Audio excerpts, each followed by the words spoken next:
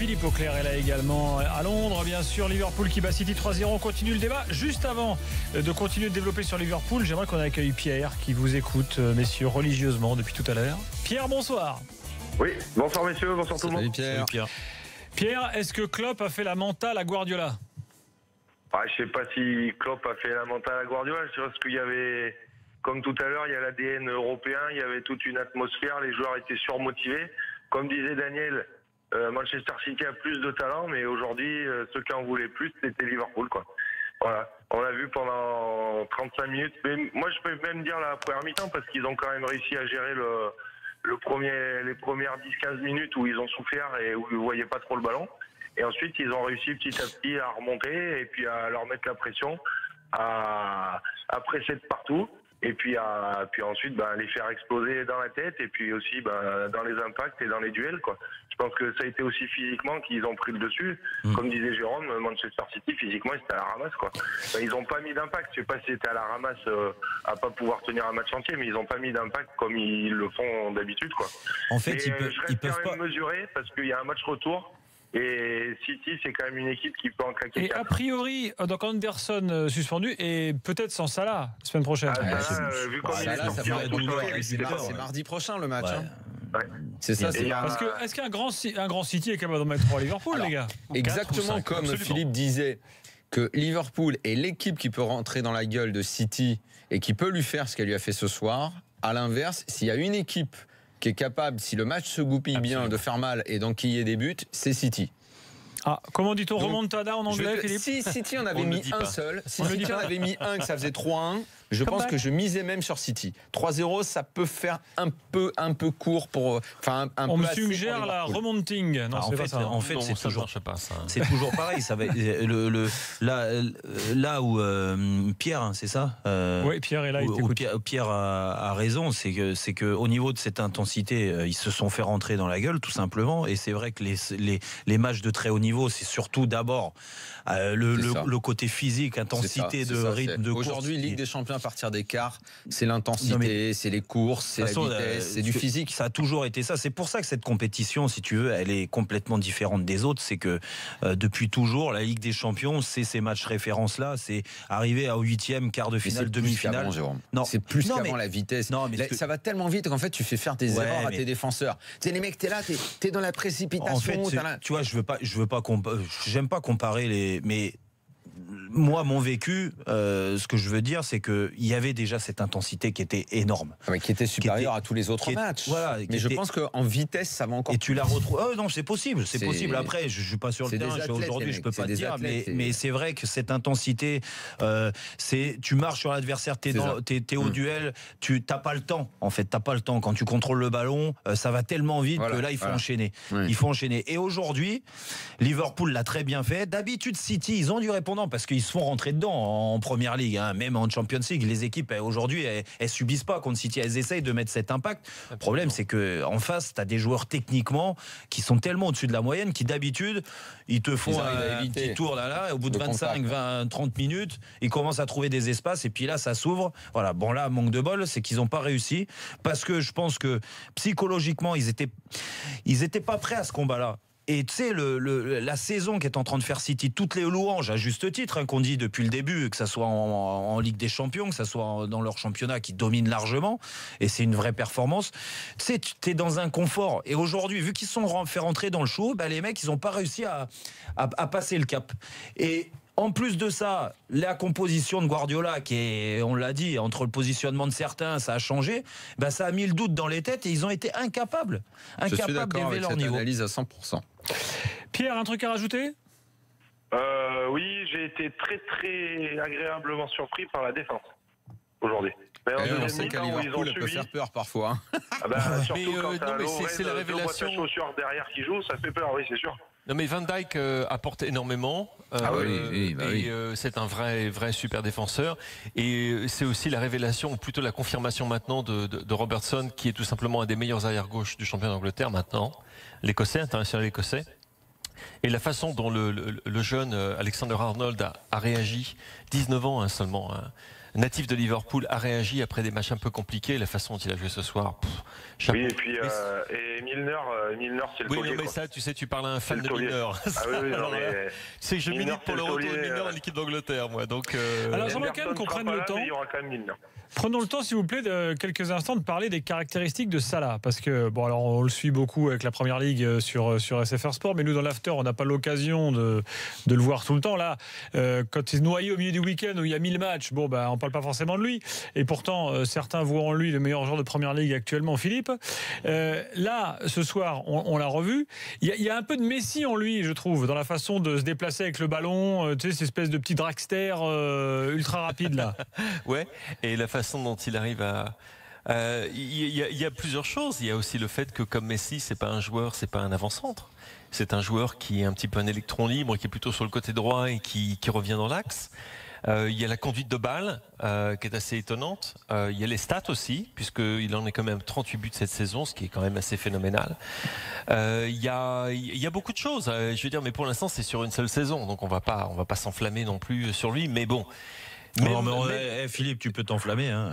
Il y a des joueurs, même s'il le fait qu'une saison, il y a des joueurs, ils arrivent même il y a des sur joueurs un dans mois, une carrière entière, ils feront jamais, ils auront jamais ce qu'il a fait, Et il a un sens du but qu'on ne devinait pas et qu'il affirme de match en match. Il fait ça en sélection comme il fait ça avec son club. Même, je trouve qu'il est un petit peu moins bien en ce moment. Depuis quelques matchs, mais ça ne change pas son rendement au niveau statistique et sa régularité devant le but. J'ai pas l'impression au passage que sa blessure soit trop sérieuse, franchement. C'est un petit... Il boitait quoi. Là où il indique qu'il a un petit problème au niveau du haut de la cuisse gauche, l'adducteur. Je crois que c'est plutôt une mesure de sécurité. Quand tu le vois parler également, parce que moi je le regardais ensuite parler avec ses partenaires sur la pelouse au coup de sifflet final. Il avait l'air décontracté, c'est vrai. Mais ça, il n'avait pas l'air trop. Si t'as reçu il a eu une petite pointe ou que ça a tiré au niveau de l'élongation de l'adducteur, ça peut être une élongation. Une élongation, ça peut être 10 jours, ça peut être 15 jours. Donc c'est une alerte.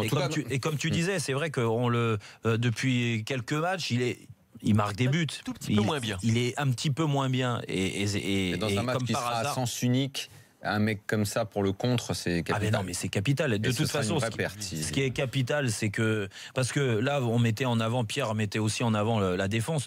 Mais aujourd'hui, la défense de Liverpool fait un très bon match. Attention, je te dis pas le contraire. Mais c'est une défense qui peut avoir des trous et qui peut craquer. C'est une défense aussi, qui peut faire flipper dans l'axe. Bien sûr. Et que si City retrouve du peps, de la fraîcheur, c'est pas complètement fini ce match. Ça dépend de comment City le prend. De toute façon, absolument pas. D'ailleurs, Lovren s'entraîne de nouveau ou il s'entraîne jamais comme il y a quelques temps là?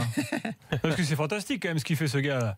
C'est que, à moins que ça ait changé, tu pourras nous dire Philippe, mais Lovren en tout cas à l'automne dernier, le gars ne s'entraînait pas, il faisait que les matchs. Exact. Et il était complètement à la ramasse. Physiquement, il avait été sorti à la 38e minute du match contre Tottenham. Et on était beaucoup à penser que sa carrière était terminée. Mais une chose, je pense... À Lyon, il s'entraînait, mais il n'était pas bon. Là, il s'entraîne pas. C'est pour ça, au niveau des courses. Il n'était pas bon, j'exagère un peu, mais il était moins bon. Parce que Matip, c'est la même chose. Ce que je veux dire, c'est si tu as Lovren ou Matip avec des arrières latéraux, que ça soit à droite ou à gauche, qui sont des bons contre-attaquants, tu vois, c'est des bons joueurs de football. Après, c'est aussi des bons défenseurs, mais c'est pas ce qu'on fait, tu sais, dans la solidité. Ça veut dire que si City arrive à remettre de l'intensité dans le jeu et la justesse technique, et là ils sont très bons, même dans les courses de Gabriel Jesus ou d'Agüero, ce que je veux dire, ça fait forcément mal à cette équipe et qu'ils seront sur le reculoir. Et ça sera leur capacité à défendre, à accepter la domination et à ressortir vite. Et c'est vrai que, comme disait Daniel, le plus important pour Liverpool dans ce système-là, c'est d'avoir des joueurs de côté pour ressortir les ballons qui vont très vite. Salah, c'est le numéro 1, Mané c'est le numéro 2, et Firmino le point d'appui. S'il y a déjà un de ces trois-là qui n'est pas là la semaine prochaine, ça peut revenir très vite. Et à partir du moment où tu concèdes beaucoup d'occasions, tu peux prendre 3 buts, ça c'est sûr. Juste, on me demande pour Lovren. Alors Lovren a témoigné qu'il il a des douleurs à différents endroits qui l'empêchent de s'entraîner, à tel point qu'il prend des pilules tous les jours pour pouvoir jouer. et que lui-même regrette d'être comme ça, sous, comment dirais-je, dépendant de médicaments. En fait, c'est un vrai problème parce que bon, quand il va arrêter sa carrière, je pense qu'il aura peut-être des conséquences. Mais enfin bon, il y aura toujours plus, est-il que quand on le voit, physique. Donc oui, mais enfin quand tu te gaves de médoc. Mais de toute façon, après, il faut pas se leurrer. Les antidouleurs, tu deviens dépendant. Je dis pas que lui c'est le cas à l'extrême, mais tous les joueurs de foot, quand ils jouent des matchs de cette intensité-là, pour récupérer, t'as des problèmes pour récupérer. C'est tous les sports de haut niveau, et que c'est rare que quand tu commences un match que tu ressentes pas de douleur. Regarde, donc, des fois, il se gave bien de Viazac, ça lui pose pas de problème. Non, mais moi je prenais Viazac. Non, Viazac de Prozac et de Viagra, tu baisses pas, mais tu t'en fous. Ouais. Non, le Viagra, j'en ai pas encore besoin, mais ça pourrait arriver. Hein. Vous êtes dans les âges où ça va commencer à titiller. Hein. Tu crois ? Mais bon, ouais, c'est sûr, ça arrive vite. Hein. Apparemment, ça. Non, dis donc, apparemment, Gilbert, au fait, parlant de titiller, je te titille un petit peu là, mais l'atmosphère Anfield, ça va, ça t'a rassuré ce soir ? Je reconnais. En plus, on avait notre envoyé spécial au milieu du public. C'était quoi l'histoire ? Mais non, mais parce que je disais à Philippe dans l'avant-match, moi, je suis allé plusieurs fois faire des matchs à Liverpool de Ligue des Champions. Ah, mais ça dépend quel match. Et c'est pas il y tous, avait mais ça dépend. jamais de bruit dans le stade. Si, zéro, nul, bidon. Les 5 premières minutes et puis après ça. Si, quand t'as les matchs. Notamment, je crois que t'as pas fait un Liverpool-Monaco, toi ? Si. Oui, en Ligue des Champions. Oui, mais il faut que ce soit un match aller-retour. Il faut que ce soit un vrai événement. Quoi. Il s'enflamme pas pour n'importe quoi, en fait. Mais là, ce soir, c'était chaud. Ce soir, c'était attendu. Non, mais ça, je suis d'accord. Mais là où je vais un peu dans ton sens, moi qui commande souvent les matchs. Ça dépend des adversaires, en fait. En championnat, ça peut être. Oui, bien sûr. C'est très bien au début, l'hymne, tu rentres 5 minutes, et puis après, il suffit que Liverpool accélère. Il y a un peu de bruit, mais c'est vrai que presque t'entends les joueurs parler. Ouais, mais moi c'est le souvenir que j'ai. Donc, mais ce soir pas du tout. Ce soir ils étaient tous, et c'est pour ça l'ADN du club au niveau européen, ce que disait Philippe, c'est important sur ces soirées-là. Les gens ils sont aussi transcendés. Tu sais, les joueurs doivent se transcender pour aller à chercher un bon résultat, mais aussi le public t'aide à te transcender. Et là ça a été le cas. Et ça va être un gros problème chez au match retour parce que l'Etihad, les soirées européennes, c'est catastrophique. Là, c'est le pire stade d'Europe. Que j'ai. Même, je me souviens d'un match que j'ai vu là-bas. C'est quelque chose qui manquera dans la progression de ce club. C'est sûr. Alors les gars, on remercie Pierre. On a Sébastien qui attend, qui est supporter de City, qui va nous dire s'il a encore des espoirs pour le retour. Mais d'abord, Mehdi. Il peut y avoir des supporters de City en France. Eh ben, il y en a. Mehdi est là, en tout cas, il est supporter de Liverpool. Lui, il veut parler de Mohamed Salah. Mehdi, bonsoir. Bonsoir, Mehdi. Allô, ouais. Salut, Mehdi, ça va ? Est-ce que tu nous entends ? Ouais, je vous entends super. Bon, t'es avec nous, on t'écoute, tu voulais parler de Mohamed Salah. Exactement, déjà bonsoir à tout le monde. Bonsoir. C'est Mehdi. Donc voilà, je voulais parler de Mohamed Salah qui fait vraiment une saison extraordinaire. Et donc je voulais vraiment revenir sur sa prestation et voir ce que Daniel pense. Surtout, j'avais une question pour Daniel. Je voulais savoir s'il mettait plutôt sur la première ligue meilleur joueur De Bruyne ou Salah cette saison. Juste sur le championnat. Je sais pas, les deux. Franchement, je peux pas choisir, moi, ça. C'est les deux, quoi. Ouais, tu penses les deux ? Les deux sont tellement forts. Est-ce que c'est comparable ? Parce que il y en a un qui est buteur. Ensemble, ils seraient bien tous les deux. Les deux dans la même équipe, ils seraient bien. En tout cas, non, Salah me surprend plus que De Bruyne, ça c'est sûr. De Bruyne, on a toujours su, on sait qu'il allait faire des saisons extraordinaires. Salah, à ce niveau-là, c'est stratosphérique et en tout cas assez inattendu. D'ailleurs, je tiens à rendre hommage à Timothée Méman qui commentait le match tout à l'heure et qui nous a annoncé le premier but d'Emiliano Salah. Emiliano Salah. C'est beau ça. J'ai des nouvelles sur Salah. Vas-y. Oui, parce que pendant que apparemment tout va bien. Apparemment tout va bien. C'était juste une petite alerte a priori, et il a dit à Klopp que tout allait bien et qu'il n'y aurait pas de problème. Super. Voilà. Moi, je pense a priori. Je pense vraiment que c'était vraiment quelque chose d'important pour nous, les supporters de Liverpool, parce que s'il est là la semaine prochaine, ça change beaucoup. Je pense qu'on peut mettre un but à l'extérieur, et si on met ce but à l'extérieur, ça sera plié. Mehdi, c'est la première fois que tu passes dans l'after ? Première fois. Il y a déjà un ami à moi qui est passé chez vous, c'est Kevin Ramirez, qui est mon collègue de futsal. De futsal, ouais. De futsal. Voilà, le capitaine des Bleus de futsal. Exactement. Ah, tu joues au futsal toi aussi ? Moi aussi, je suis dans son équipe. Ah, t'es dans son équipe en équipe de France ou t'as fait l'Euro avec eux là en Slovénie ? Non, j'ai pas fait l'Euro, j'ai pas été sélectionné, j'étais blessé. Mais j'espère pour le prochain mondial qui est dans 2 ans. C'était en Slovénie, je vous dis pas de conneries ? Ouais, exactement. Ouais, c'est ça. Ouais. Ouais. On l'avait reçu dans Transversal. Comme dirait un célèbre commentateur du football, on te le souhaite. Je peux passer juste une petite dédicace. Il est venu là aussi. Bien sûr, Mehdi, vas-y. Alors j'ai un ami à moi qui est pour Manchester City, il s'appelle Abdelkrim, ce footix. Donc je te dis Abdelkrim, il faut que tu te réveilles. Liverpool, on est plus fort que vous, il faut vraiment que tu te réveilles. Mohamed Salah est plus fort que De Bruyne cette année, il fait une saison extraordinaire, c'est spectaculaire. De Bruyne c'est beau, il n'y a rien à dire, c'est efficace. Mais ça là c'est spectaculaire en plus, c'est ça qui est beau. Mehdi, on t'envoie un t-shirt de l'after. C'est cadeau, salut, à bientôt. À bientôt dans l'after. Allez, on va conclure avec Sébastien qui donc lui suit de près Manchester City. Sébastien, bonsoir. Bonsoir, donc c'est ma première fois dans l'after, un peu stressé, mais bon, T'inquiète, sois détendu, ça va bien se passer. Tu veux ton t-shirt aussi, toi, c'est pas ça. D'entrée, je te le donne. Voilà, comme ça, déjà, t'es tranquille. Cool, moi, très bien. Bon, est-ce que tu y crois encore ou pas? Bah moi évidemment j'y crois. Moi j'ai écouté Mehdi, j'ai écouté ce qu'il avait à dire avant. Je pense pas déjà que Liverpool soit plus fort que City, que Salah soit plus fort que De Bruyne, mais je trouvais que Liverpool était impressionnant ce soir, une intensité qui était incroyable, au milieu de terrain, Henderson a tout contrôlé, c'était assez impressionnant. Mais je pense aussi qu'on a mal attaqué le match. Enfin, je veux dire, je pense que la compo de Guardiola c'est pas possible. Je veux dire, De Bruyne il le met. Enfin, je sais pas si c'est lui qui a vraiment décidé de ça, mais De Bruyne a joué à droite pendant tout le match, alors que c'est quelqu'un qui, à la base, c'est un droitier. Il doit rentrer sur le terroir pour donner des ballons, je pense. Et puis même Sané qui était sur le côté gauche, alors qu'il s'entêtait à essayer de passer sans vraiment construire, alors que je pense que du coup Sané a toujours joué là, Sébastien. Je sais que Sané a joué. Parce que là, c'était un bloc qui était vraiment. Non, mais tu les as déjà vus jouer Manchester City avant ce soir. Évidemment, j'ai déjà vu jouer. Ah, d'accord. Parce que j'ai eu un doute là. Mais je sais pas si tu as vu quelques matchs, mais Sterling a joué à gauche pendant une bonne partie de la saison. Il a été très très bon. Et Sané était blessé, c'est pour ça. Oui, voilà. Oui, non, mais je sais. Mais je pense que ce soir, à un moment, Sterling aurait dû rentrer plus tôt déjà dans le match, parce que c'est quand même un joueur qui. Oui, on en a parlé, mais Daniel et moi, c'est une des premières choses qu'on ait dit. D'ailleurs, on a été surpris par le fait que Guardiola, pour une fois, a tenu compte peut-être un petit peu trop, mais du fait qu'il est face à Klopp, un entraîneur qui l'a pas mis dans sa poche.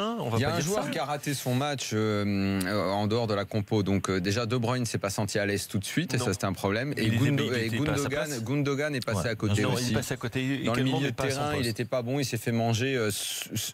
Il s'est fait manger à l'impact, en fait, au physique contre le milieu de Liverpool. Ils n'ont pas réussi à imposer leur technique parce que les autres les bousculaient trop fort, quoi. Ils étaient trop forts et trop rapidement sur l'homme. Il y a un autre truc, c'est que quand tu parles des joueurs, regarde Oxlade-Chamberlain, la transformation depuis qu'il est arrivé à Liverpool. Moi j'ai pas envie d'en parler, c'est toi qui dois en parler parce que c'est toi qui le connais depuis qu'il est gamin. Le Gunner, ça me fait mal au cœur parce que c'est le comment il était à Arsenal et comment il est parti d'Arsenal. Voilà, c'est le Oxlade-Chamberlain que j'ai vu en équipe d'Angleterre, que j'ai vu. Toi, tu nous en parlais comme d'un bon joueur, et nous on disait mais il est bon joueur à quelle époque et quand à chaque fois qu'on le voyait avec Liverpool, avec Arsenal, il était décevant. C'est vrai qu'il nous l'a vendu, Philippe Oxlade-Chamberlain. Oui, mais voilà, là. Après, il a le droit de faire un bon match de temps en temps. Même que Philippe l'emmenait à l'entraînement des fois. Mais non, bon après, oui, bien sûr que ce soir il fait un bon match, qu'il est mieux. Il l'avait également fait lors du 4-3. Il marque dans le 4-3. Il marque un but magnifique contre City dans le match en championnat. Il est capable. Il te laisse souvent sur ta faim parce que tu sens qu'il est à l'aise techniquement, que physiquement aussi il va très vite. Il sait tout faire. Mais le problème c'est que des fois dans la précipitation il fait rien quoi. Et là. C'est vrai, il est pas fiable à 100%. Et là aujourd'hui, par contre, rien que son but, déjà la qualité de la frappe. Tu vois, l'équilibre, il est parfait, il prend bien le ballon. Il y a très peu de joueurs qui sont capables de. Vous êtes quand même d'accord qu'il y a dans cette équipe de Liverpool qui est très surprenante, il y a quand même en dehors, je vais dire, d'un ou deux éléments, les autres. C'est pas tu vois, comme on disait l'autre jour, je sais pas, vous étiez là quand on faisait les maisons de briques, les maisons de paille et les maisons de bois là.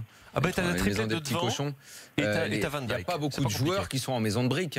Les autres, ils sont pas tout le temps forts, quoi. Ils ont beaucoup été. Et Klopp a réussi à construire.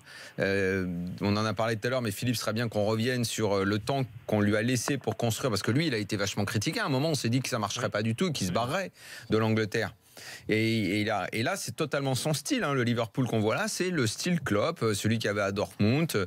Ça va vite, c'est de la vitesse, c'est de l'impact, c'est de l'intensité. Là où je te rejoins, il y a plein de joueurs.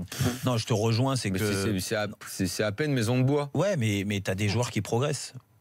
T'as des joueurs qui progressent, par exemple. Regarde, où ils sont mis dans le contexte. Alexander-Arnold sur côté droit, bon, il a 19 ans. Bien sûr qu'à 19 ans, t'as plus une grande marge de progression qu'à 30 ans, on est d'accord. Robertson à gauche. Mais Robertson à gauche, on parlait de Milner. Milner, dans ce rôle, moi je l'ai vu autant de fois pas bon que bon. Non, mais bien sûr, oui, mais dans ce rôle-là. Il est maison de bois, hein, Milner. Mais oui, non, mais de toute façon, tu vas pas le refaire. Il a un âge déjà avancé et tout ça. Mais quand il est capable, si tu veux, il arrive avec ce collectif et ce qu'il a mis en place, et puis cette ligne de 3 devant qui est impressionnante, il arrive à tirer le maximum de tous les joueurs et à les faire progresser. C'est le but de tout entraîneur. Après, oui, bien sûr que si tu compares individuellement parlant aux joueurs de Manchester City, il n'y a pas photo. Mais c'est pour ça que le travail de Klopp est à souligner. Que je te parlais hier soir des entraîneurs modernes et de ceux qui sont recherchés aujourd'hui, mais à condition que tu les laisses un peu installer parce qu'ils ont vraiment des styles où il faut que les joueurs soient totalement derrière lui, parce que c'est un caractériel, hein, le gars. Il peut très bien faire péter les plombs au mec. On le sait, hein. Mais regarde, tu sais, on parlait, on s'est Est-ce que tu penses que Arnold, s'il avait joué avec Willy Sagnol, il aurait progressé plus vite? Moins. Mais non, mais tu parlais des entraîneurs, on s'est chopé hier sur les entraîneurs. Il y a des. Comment ça fait la sœur Virginie? Non, mais arrête de fuir là. Arrête de fuir. Tu fantasmes sur Virginie, la sœur. Pas trop. Arnold et Willy. Sur qui? La sœur, ils avaient une sœur, Arnold et Willy. Ah ouais, une blonde avec des couettes. Ouais, la petite blonde là. Bah, elle est pas plus loin, elle était plus grande que. Oui. Je suis sûr que j'ai bien fantasmé sur elle. Bah non. Tu regardais Arnold et Willy, tu disais, je regardais Arnold et Willy, ça c'est sûr. Moi aussi.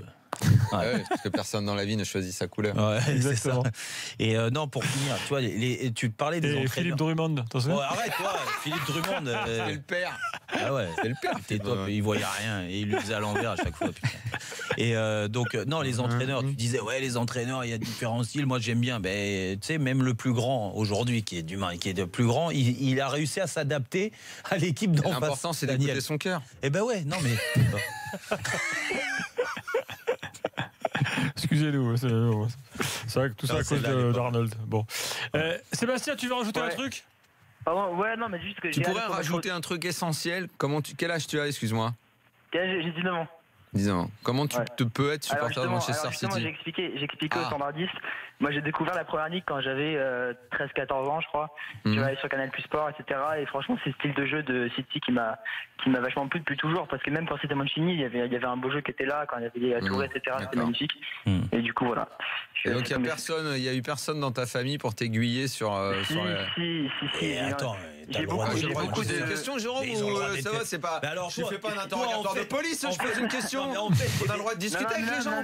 Mais toi, t'es focalisé. T'es pas dans le dialogue. Tu dis Manchester City, le mec c'est un footix. Le mec. Je l'ai pas dit encore. Non, mais t'étais. Je l'ai pas dit. J'étais en train de mener une enquête en footixerie. Permets-moi d'aller au bout de l'enquête. En fait, t'es obligé d'être supporter de United, supporter de Chelsea, pas de Chelsea. Excuse-moi. De Liverpool. Si notre pays, au niveau de son foot, et dans cet état, c'est aussi à cause de ça. Donc permets-moi d'aller au bout de mon enquête en footixerie et à la fin, le verdict tombera. D'accord. Donc Sébastien, moi je suis dans le dialogue, non pas comme Jérôme Rotten. Donc tu penses explique-moi comment c'est arrivé.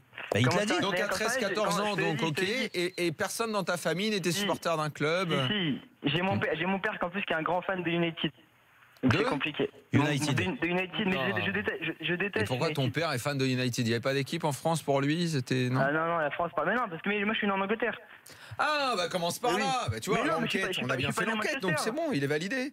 Mais il est pas tu te rends compte ce que tu es en train de me dire que on lui rend ses papiers, c'est bon. Même si le mec est né en France, il n'a pas le droit de supporter l'équipe anglaise. Non, ça n'existe pas en Angleterre, en Espagne ou en Italie, ça n'existe pas. Excuse-moi. En Allemagne encore moins. Mais tu vas pas comparer la culture foot dans ces pays-là. Mais c'est justement parce qu'on a ce problème qu'on est nul en Coupe d'Europe, Jérôme, et que Philippe Auclair te parle de la culture de Liverpool. Mais tu te rends compte jusqu'où tu vas? C'est à cause de ça qu'on a ce problème-là. Le pire, c'est que ne t'en rendant pas compte, tu entretiens et alimentes. Mais je me mets pas dans ce cas-là. Notre manque Daniel, de culture. J'ai toujours été fan du championnat de France dès mon plus jeune âge. Non, mais attends, supporter, juste un truc, quand même. Je me reconnais pas dans ce que tu dis. Et heureusement qu'il y a aussi des gens comme moi. Mais pourquoi en Angleterre, il y en a beaucoup des gens comme moi. Mais ça existe en France. Et comme toi, il y en a pas. Mais arrête. En Espagne, tu vas trouver un mec qui est supporter d'un club anglais, mais sur quelle planète? Mais ça va pas ou quoi? Ça peut arriver. Le mec à Séville, il supporte Séville ou le Betis, c'est comme ça. Mais toi, t'as l'impression l'impression qu'il y en a partout en France. Non, mais attends, cette étude de la Footixerie m'intéresse. Alors, que doit-on dire d'un Napolitain supporter de la Juve ou d'un Parisien supporter de Marseille ? Le Napolitain supporter de la Juve sera rare. Le Sicilien supporter de la Juve, mais pour d'autres raisons. Il devrait être supporter de Palerme ou de Catane. Il y a des raisons sociologiques et historiques. Ça va être long si je te les raconte, mais il y a toujours des raisons. Et le mec de Paris supporter de l'OM ? À Paris supporter de l'OM, on en revient à ce qu'on disait tout à l'heure, à notre manque de culture. Et mais il peut y avoir des raisons aussi. Peut-être que le gars, il a découvert l'OM en 93, il a brillé, ça l'a fait rêver, et puis il est supporter de l'OM. Mais c'est notre manque de culture foot qui fait qu'à ce moment-là, le PSG... Parce que sinon, si t'es né à Dijon, quand même... Mais... Ce que je veux dire... Non, mais... t'es pour Dijon. Et alors, c'est quoi? C'est la honte? Non, c'est pas la honte. Mais pas du tout. Mais je te dis pas ça au hasard. Florent Gautreau, qui a une grande culture foot, j'aurais pu prendre 3. Et les Tourangeaux, il a toujours supporté. Mais c'est pas une question de manque de culture. Quand tu es en train de me dire, moi, regarde ma génération. Moi, j'aurais pu être très bien un supporter de l'Olympique de Marseille, sachant que Marseille dominait le championnat de France et dominait la scène européenne. Tu vois, j'aurais pu parce que le football était quand même spectaculaire et voilà. Et j'ai adoré voir. Tu es en train de me parler de la France alors que je dénonce tous ces problèmes-là. Et pourtant, je vivais à Paris. Moi, je te parle. Donc, il n'y a pas de question de manque de culture. En Angleterre, en Allemagne, tu n'auras pas de supporters d'un autre pays. Merci. En France, c'est de plus en plus. Avec vous, j'écoute. C'est de plus en plus. Tu es le bienvenu. Il y a Fred Hermel qui va arriver. Va à Londres, chercher un supporter d'un club français. Je peux dire avec tous les Français qui à Londres, à mon avis, il y en a beaucoup. Un Français, évidemment. Juste une chose, Gilbert, musique. Juste une chose, Gilbert, avant de quitter. Oui. C'est simplement, c'est sur une note triste. C'est pas pour la première fois de l'année. On va faire ça sur la musique d'Arnold et Willy. Ouais, mais bon, simplement, on a eu vraiment la grande douleur de perdre quelqu'un qu'on adorait ici, que j'adorais. C'était pas un ami, c'était quelqu'un que je connaissais, mais c'était un super footballeur et un super mec qui s'appelle Ray Wilkins, qui est mort à 61 ans. Qui avait eu une crise cardiaque il y a quelques jours de ça, qui est décédé aujourd'hui. Je peux te garantir qu'on en a pris un gros coup derrière la tête parce que c'est quelqu'un qu'on a beaucoup aimé et qu'on aimera toujours de toute façon. Donc hommage à Ray Wilkins, l'ancien joueur de QPR, de Manchester United, de Chelsea, etc. Et de Milan. Et dans ton etc, tu peux dire de Milan ou Franco Baresi. Avant le derby, a pris un maillot de Milan qu'il est allé présenter aux supporters avec Floquet Wilkins, parce qu'à Milan, quand il y était, il était très aimé. Il était très aimé. Il a fait une très grande carrière en Italie et je peux te dire que le geste de Baresi, c'est pas rien. La mémoire, merci Philippe. Merci Philippe. Tiens, remettez-moi un peu dans le de Willy là. Pam. Et tiens, je remercie Parisienne 2016 qui nous dit que Virginia Drummond était incarnée par Dana Plato, qui malheureusement est décédée depuis quelques années. Oui, je crois qu'elle a eu des problèmes de drogue, elle avait été arrêtée par la police, elle était junkie, je crois. Et mes préférences n'ont pas d'importance. Allez, à tout de suite dans l'after avec Simone Rovera, toujours aussi au top du football mondial avec ses clubs italiens. À tout de suite.